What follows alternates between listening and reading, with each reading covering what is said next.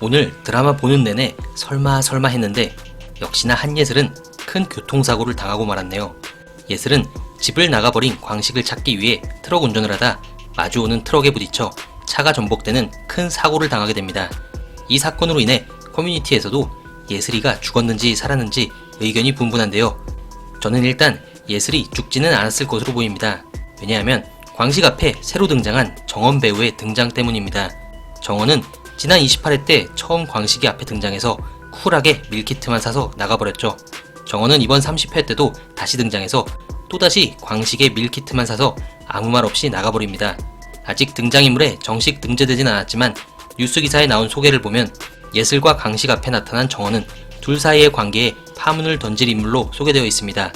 또한 31회 예고편에서는 정원이 광식의 밀키트를 수시로 사간 이유도 공개되었죠.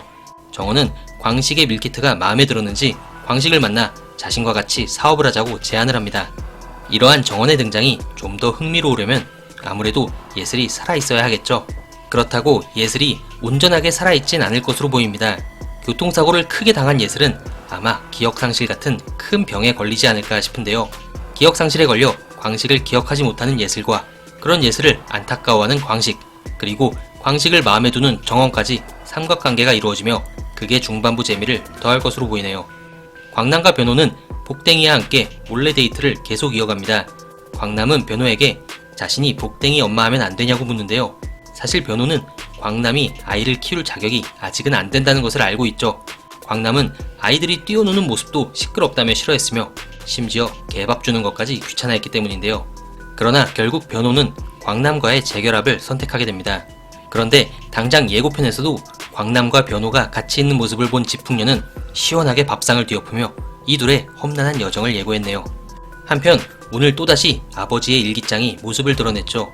광태는 경제 관련 서적을 찾기 위해 봉자의 책장을 뒤지다가 아버지의 일기장을 발견하게 됩니다. 봉자는 급하게 일기장을 뺏은 뒤 다시 철수에게 건네주는데요. 이 사람들은 그렇게 중요한 내용이 있다는 일기장을 도대체 왜 아무나 볼 수 있는 곳에 놔두는 걸까요? 일단 많은 분들이 그 안에 어떤 출생의 비밀이 있을 것이라 예상하고 계십니다. 펜트하우스급 반전은 아니더라도 자식들에 대한 어느 정도 비밀이 있을 가능성도 높은데요.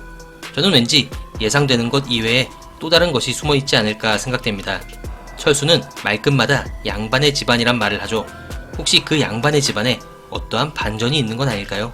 예를 들어 그 일기장 안엔 노비 문서 같은 반전의 내용이 있을 수도 있어 보이네요. 그럼 저는 다음 리뷰로 다시 찾아뵙겠습니다. 감사합니다.